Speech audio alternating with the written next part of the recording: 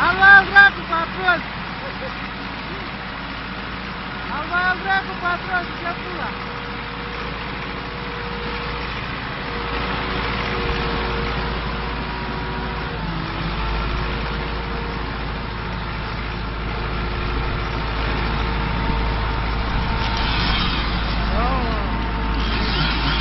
Vem pessoal, beleza?